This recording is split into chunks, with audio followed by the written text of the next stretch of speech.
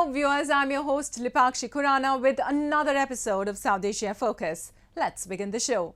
The recently concluded G20 Summit occupied the world's attention as New Delhi did something unique that has been lauded by countries across the world. It made a strong pitch to include the voices of countries that aren't in the G20 grouping. Let's talk about India's strong pitch for the global south, the countries that are least developed, underdeveloped and low-income economies.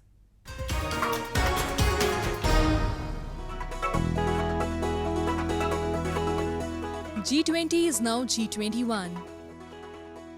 आगे की कार्रवाई शुरू करने से पहले मैं African union के अध्यक्ष को G20 के स्थायी सदस्य के रूप में अपना स्थान ग्रहण करने के लिए आमंत्रित करता हूं। And India made possible as Prime Minister Narendra Modi declared the African Union as a permanent member during the inaugural session of the two-day final summit of the G20 Summit in New Delhi. Azali Assoumani, President of the Union of Comoros and Chair of the African Union, took the seat as the full member of the G20 shortly after the announcement. For the past few months, Prime Minister Narendra Modi has been actively advocating for the African Union's inclusion as a member of the G20. Initially, the idea was conceived after the Voice of the Global South Summit in January this year. However, the idea was put into action early in June when Prime Minister Narendra Modi wrote to his counterparts among the G20 members, urging them to grant the African Union full membership during the September summit. Until now, only South Africa was the member of the G20. The entry of the 55-member African Union would provide a greater voice to the global south within the G20, where the G7 countries have long played a dominant role. À ma grande satisfaction, l'admission du G20 a été actée dès l'ouverture du sommet. Son Excellence M. Modi, Premier ministre de l'Inde, et les membres du G20 ont entériné l'adhésion de l'Union africaine au sein de cette grande instance décisionnelle économique. Bien sûr. Effectivement, l'Afrique a des problèmes internes qu'elle doit tout faire pour trouver des solutions.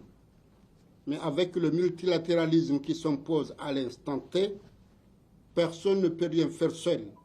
Donc effectivement, notre adhésion au G20, effectivement, ça peut nous permettre à ce que ces pays-là, qui sont les grands décideurs du monde financier et économique, ça peut nous permettre de ce partenariat qui peut nous aider à résoudre les problèmes africains. India made history by hosting the G20 summit for the first time in New Delhi on September 9 to 10 and was marked by extensive preparations to showcase India's rich traditions and strengths. Throughout its presidency, India placed a strong emphasis on several critical issues, including promoting inclusive growth, fostering digital innovation, enhancing climate resilience, and ensuring equitable global health access. During the summit, India announced the launch of a global biofuel alliance with the United States and Brazil as its founding members to boost the use of cleaner fuels. The G20 Presidential Chair also announced India Middle East Europe Economic Corridor, a multinational rail and ports deal linking the Middle East and South Asia on the sidelines of the summit. The New Delhi Declaration was also accepted, reaffirming that the G20 is the premier forum for international economic cooperation, and the member countries acknowledged that the G20 is not the platform for geopolitical and security issues, although these issues can have consequences for the global economy. The consensus came up as a surprise as G20 is deeply divided over the war in Ukraine, with Western nations earlier pushing for strong condemnations of Russia in the leaders' declaration, while others demanded a focus on broader economic issues. India's Foreign Minister Subramaniam Jaishankar said China, Russia's main major ally, was supportive of the outcome. everybody helped because everybody came together for the consensus. But I think if Sherpa would bear me out, I think the emerging markets took a particular lead on this, and many of us have a strong history of working together. Bear in mind that actually you have 4 developing countries in succession as G20 presidency: Indonesia, us, Brazil and South Africa. So, but I would say, rather than who helped, the point to be recognized is that a common landing point was ultimately fashioned out. World Bank President Ajay Banga said that G20 Delhi Declaration would help in bringing reforms and redefine the vision of the bank. The declaration has got many good parts to it. Selfishly, it has a great deal to do with the multilateral banks, which is good for me because it gives me the wind in my sails for me to keep pushing for reform and getting the bank to work better. That's the way I think about it. The 2023 summit serves as a victory lap for India, as it has made great strides in positioning itself as a global leader and helped advance concerns of non-G20 members.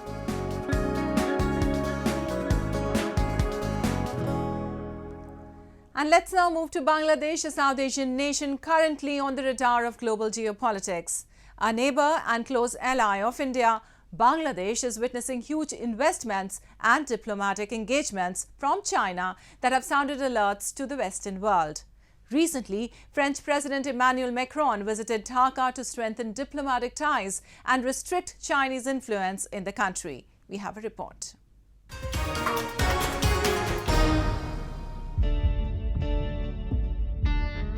The first Dhaka Elevated Expressway, one of Bangladesh's major flagship infrastructure projects aiming to improve transport efficiency and productivity, is jointly constructed by 2 Chinese companies and a Thai company.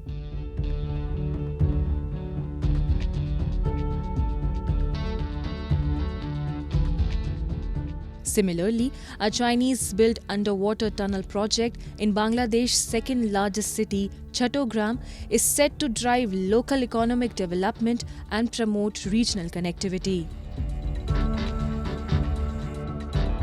In capital Dhaka, a China-funded program sewage treatment plant has been built under Belt and Road Cooperation Framework.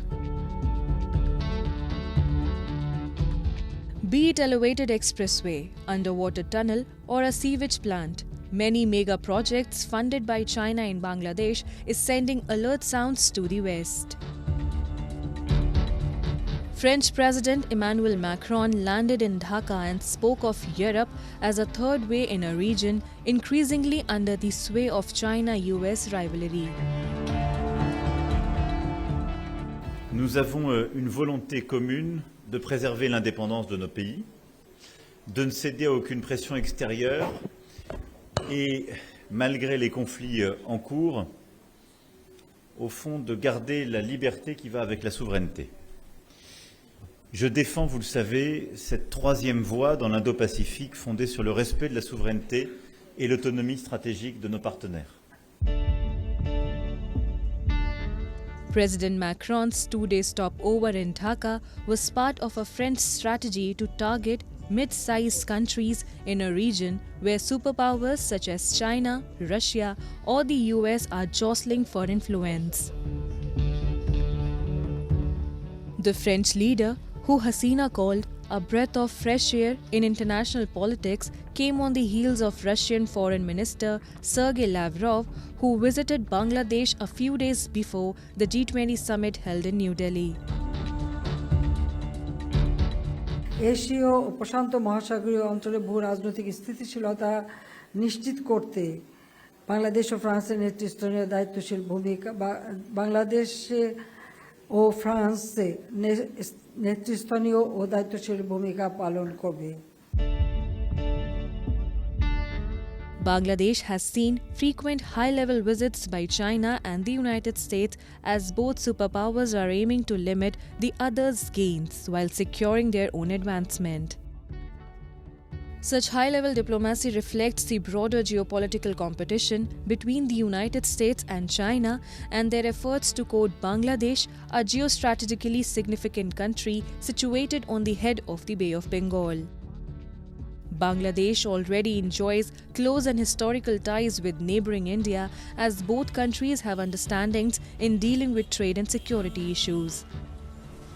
By contrast, China's entry into Bangladesh is new and nascent, manifested mainly after President Xi Jinping's signature initiative, Belt and Road Initiative, was launched in 2013.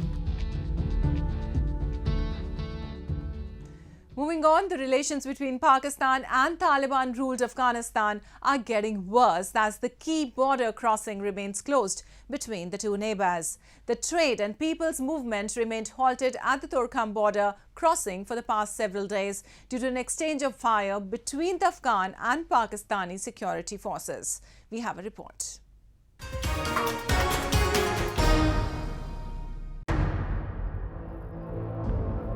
Hundreds of trucks carrying essential goods have been stranded on both sides since the crossing in Pakistan's northwest was shut down after an exchange of fire in a dispute over an under-construction Afghan outpost. The Torkham border point is the main point of transit for travellers and goods between Pakistan and landlocked Afghanistan. Pakistan said the Taliban administration had tried to encroach on its territory with the construction of an unlawful structure and accused Afghan forces of indiscriminate firing in an incident that led to the closure of the main border transit point. With the disruption of the transit of trucks, the loading of goods in the southern port of Karachi has been disrupted. The two countries have been trading blame over border issues and armed attacks for months. उधर से पैरंग या इधर से पैरंग या gross शुरू हो गया और बस हम लोग इधर गाड़ी के नीचे कर कभी उस तरफ लोग भागते हैं बस पता नहीं चलता हो जंग हो गया बस अभी तकरीबन 1 घंटा या 1.5 घंटा हो गया फिर बस किया झगड़ा ख़त्म हो गया लेकिन मुसीबत यह है कि हम लोग पैसा मैसा हमारे पास नहीं है. Pakistan is in the grip of an economic downturn, while Afghanistan is still struggling to revive its economy due to its international isolation more than 2 years after the Taliban took over Kabul. Disputes linked to the 1,615-mile border have been a bone of contention between the neighbours for decades. दुकान हमदा the छोलू दुकान दे او परखे छोड़ी खरसो او corona Afghanistan की दिकारम को पर उन प्योल बजे बने डजे छोले बस डज के मुसर सड़क बड़ा के हो दुकान के और दुकानों में बंद करो बस नो लाड़ वो तख्तीदो. Pakistan was one of the 3 nations to grant formal recognition to the previous Taliban government of 1996 to 2001. But like all other countries, Pakistan has withheld recognition of the current Taliban administration. Diplomatic ties have also frayed over frequent flare-ups along their border, including sporadic gunfights and crossing closures. Islamabad also complains Kabul is failing to secure its frontier, a colonial-era demarcation that every Afghan government has disputed, allowing armed group fighters to cross and strike on Pakistan's soil. According to the Pakistan Institute for Conflict and Security Studies, there was an increase in attacks of almost 80% in the first half of 2023 compared to last year. Time now for Asia This Week, the stories from across the continent.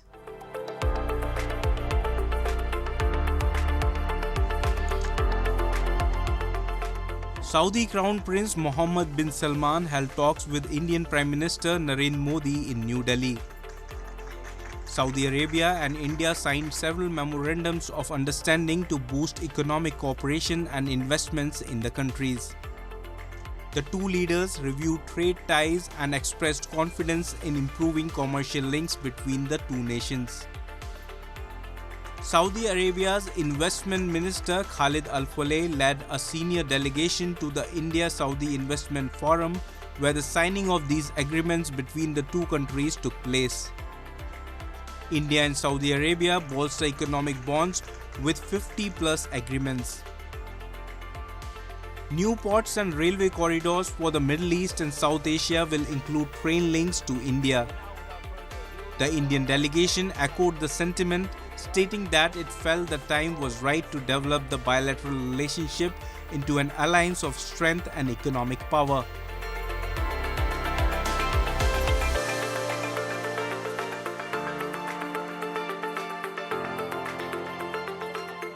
South Korea's President Yoon Suk-yeol vowed to strengthen cooperation with allies to achieve overwhelming capabilities against North Korea's threats, as he witnessed the country's navy marking the anniversary of a historical landing with a reenactment. Yoon made the remarks during a speech at a ceremony to commemorate the 73rd anniversary of the Incheon landing operation, which was commanded by a US general and turned the tide of the 1950-53 Korean War in favor of South Korean troops. Communist North Korean troops launched a surprise attack across the 38th parallel into South Korea in 1950. US-led United Nations forces battled Chinese and Soviet-backed North Korea, in which 3 million soldiers and civilians were killed and 5 million became refugees. Until now, the two sides remain technically at war after the civil conflict ended in a truce, not a treaty. Recently, North Korean leader Kim Jong-un held a rare summit with Russian President Vladimir Putin, where they discussed military matters and possible Russian help for the North Korea satellite program.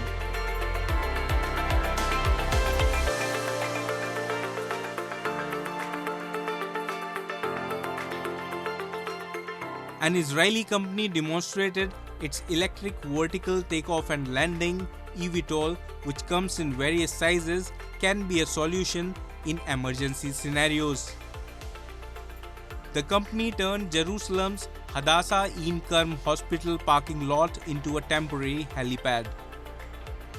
In one test, a big eVTOL designed to carry one person took off and flew above Jerusalem before returning to land. A smaller eVTOL then carried a box similar to one that would carry medical supplies. Yoeli Orr, founder and CEO of Kando, the company developing the eVTOLs, said that the drone is capable of carrying up to 250 kilograms and flying a distance of about 30 kilometers. Companies across the globe have so far been unable to find the key to monetizing the potential of air mobility, whether for delivering goods or for human travelers. A broader trust challenge looms too, with many flying taxi makers pushing back their dates for commercial launch as they struggle to bring their projects to fruition.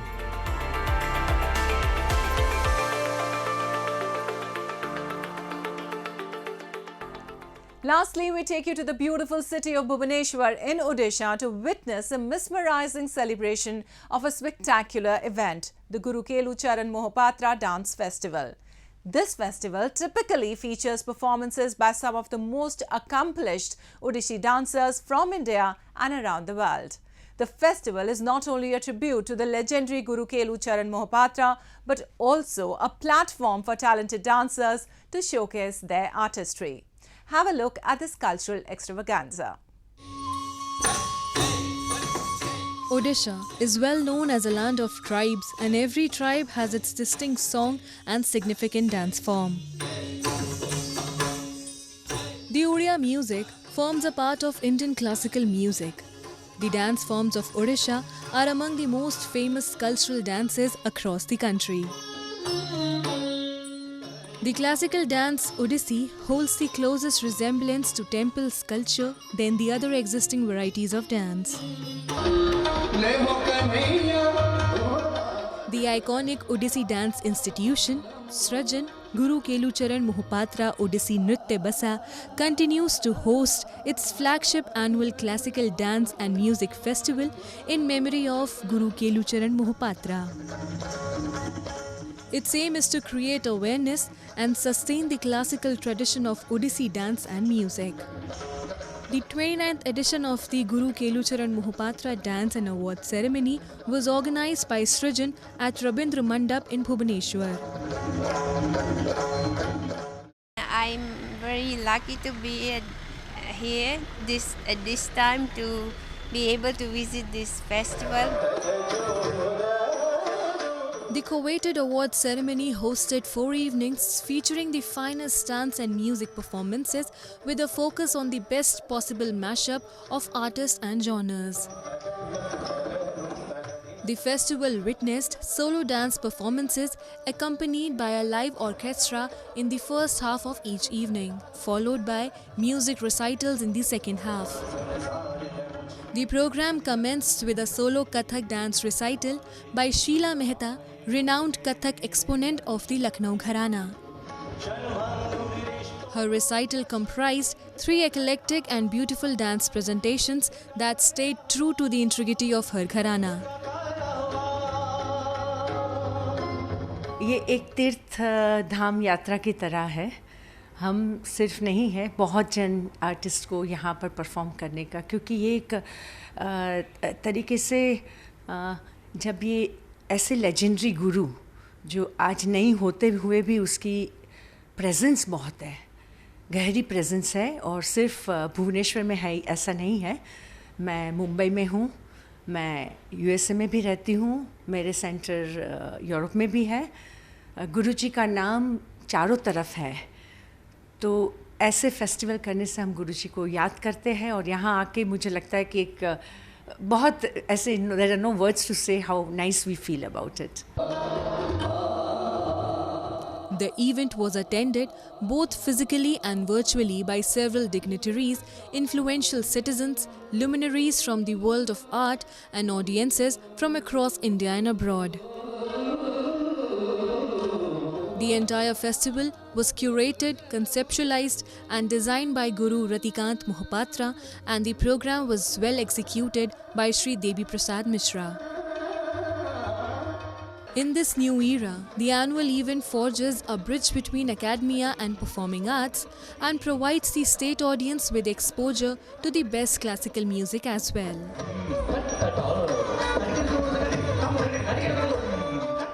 Srajan has curated this year's festival with an eye on the most suitable combination of artist and genre with an eclectic mix of presentations. And with that, we come to the end of this week's episode. See you next week. Goodbye and take care.